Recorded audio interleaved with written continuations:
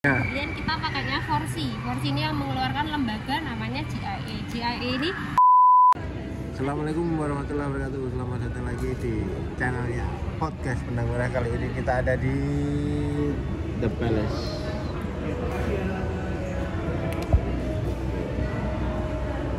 Kita ini lagi masuk film nih kita. Jalan jauh jangan lupa pulang, kolaborasi. Terus masuk juga dulu waktu layangan putus. Ini dengan siapa? Dian. Boleh dibuka maskernya Pak biar. Ya nanti kalau misal mampir nanti bisa menghubungi. Mbak, ini tolong diterangkan ini apa ini? Ini kadar emas. Kalau untuk emas kan indikatornya emas unsur paling tinggi itu kadar paling tinggi 24 karat. 24 karat itu 99% unsur emasnya.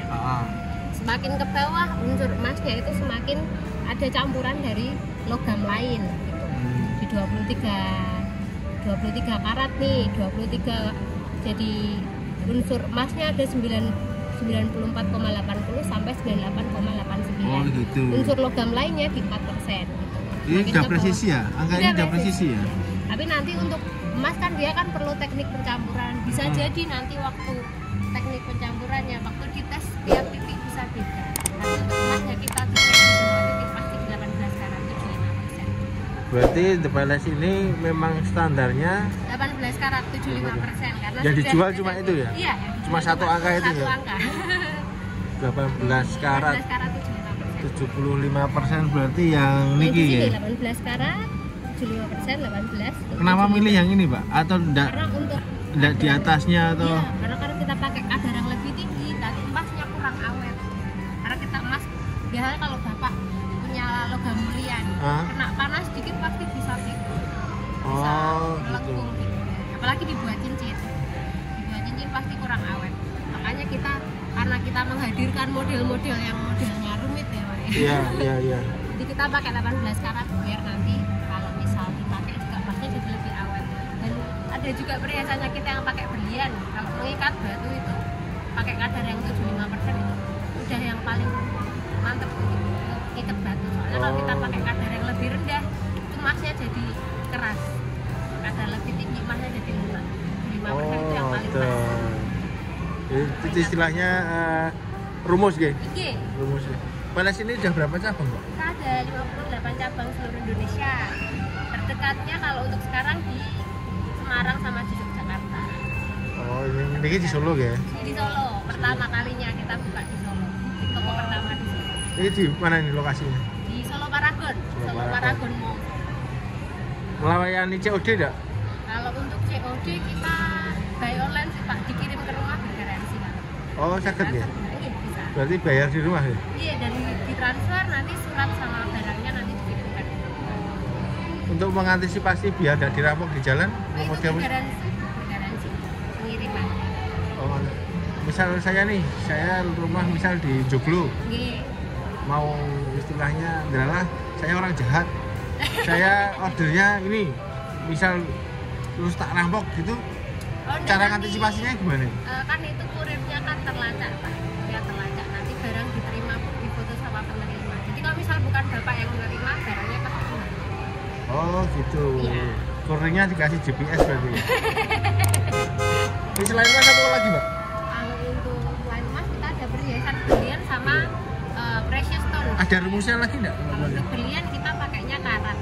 Oh karat. Karat dan ada istilahnya grade quality untuk berlian. Oh coba, boleh diterangin? Perhiasan berlian. Iya. Nah, untuk berlian, emas tadi kan karat. Iya. Berlian kita pakainya Forsi. Forsi ini yang mengeluarkan lembaga namanya GIA. GIA ini Gemological Institute of America. Jadi dia yang mensertifikasi kualitas berlian dan dia lembaganya non profit. Jadi mensertifikasi berlian itu dia jujur. Non profit ya? Non profit. Jadi dia tidak menerima istilahnya macam-macam, bukan macam-macam, enggak ada. Jadi untuk GIA ini dia memperkenalkan ini indikator kualitas berlian itu dari namanya 4C, 4C. C yang pertama itu karat, ukuran berlian. Jadi orang beli berlian pasti nanya dulu pasti karatnya ya Pak. Yeah. Untuk karat berlian yang ukurannya semakin besar otomatis nilainya semakin tinggi. Oh gitu, semakin berat otomatis ya? Jadi Tak kira berlian ini kedole per gram apa per? Enggak, jadi untuk karat ini ukurannya Pak. Ukurannya ini juga jadi gini. Untuk karat itu di 200 mg itu disatukan dalam 100 poin. Jadi misal ini 0,25 karat, semakin besar nilainya otomatis semakin tinggi gitu untuk berlian. Karena untuk bongkahan batu yang besar, karena berlian kan kalau untuk berlian yang kecil kan nggak bisa digedein lagi. Berlian yang gede kalau dibikin kecil kan juga sayang, bikin kecil. Batu berlian yang dipecah nggak bisa dibikin besar lagi. Beda dengan emas, kalau emas kan masih bisa dilebur, dibuat baru. Kalau batu kan nggak bisa. Nilainya semakin kecil juga semakin turun. Tapi nggak serta merta karat berlian itu gede pasti nilainya sama semua enggak. Jadi masih dipengaruhi juga sama si yang lain. Cutting itu potongannya. Jadi berlian yang mentah itu dipotong secara presisi biar kilaunya maksimal. Orang beli berlian karena kilaunya ya Pak. Jadi cuttingnya sudah harus presisi. Yang C pertama tadi apa Pak? Karat cut, lalu cutting. Gitu. Cutting itu dibagi dari excellent sampai ke pur. Excellent itu yang paling tinggi. Jadi cuttingnya udah paling maksimal. Cutting yang maksimal itu kalau dilihat pakai mini LED nanti terlihat 8 anak panah. Ya. Jadi disum-disum gitu iya, aja. Iya betul. Dibuka masker ya Mbak supaya suaranya tidak kedap. Misalnya kan pakai HP biar kan. Jadi ini untuk cutting ya Pak ya. Yang selanjutnya itu clarity. Clarity itu kejernihan ya? Kejernihan betul. Jadi untuk clarity ini karakteristiknya berlian alami, kayak kita punya tanda lahir, berlian juga punya namanya tanda alam. Itu tanda alam. Letak sama posisinya itu nanti juga mempengaruhi. Mempengaruhi juga. Jadi dibagi dari flawless sampai ke I3. Untuk flawless ini nyaris perfect tanpa nyaris perfect. Sudah sangat sulit. Di sini juga ada koleksi flawless. Kita internally flawless ada untuk koleksinya.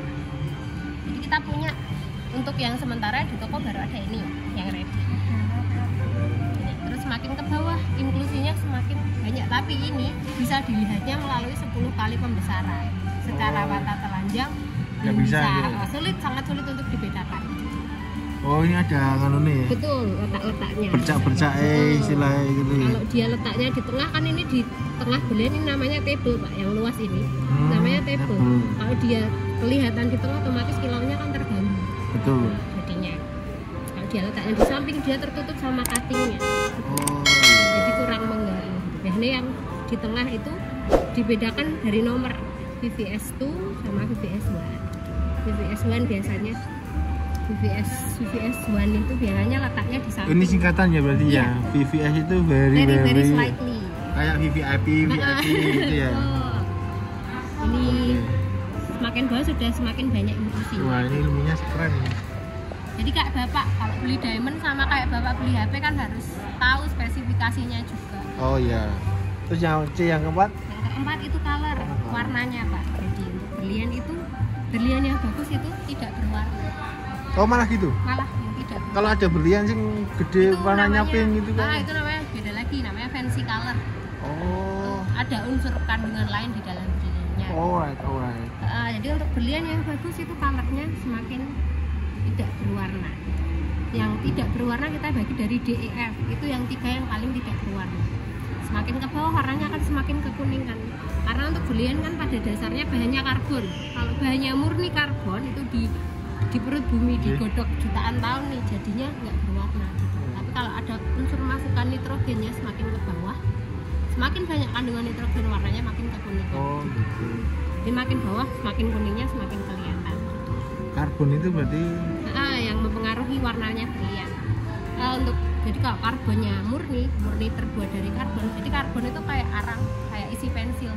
Kalau itu kena pressure, gitu ya? Kena tekanan di perut bumi kan jadinya mengeras. Jadi berlian ini termasuk berlian. Batu atau mineral? Mineral. Ya. Matur suwun Mbak, terima kasih Nur. Semoga video kali ini bermanfaat. Sampai jumpa lagi di video selanjutnya. Assalamualaikum warahmatullahi wabarakatuh. Tetap semangat untuk bermanfaat. Peace.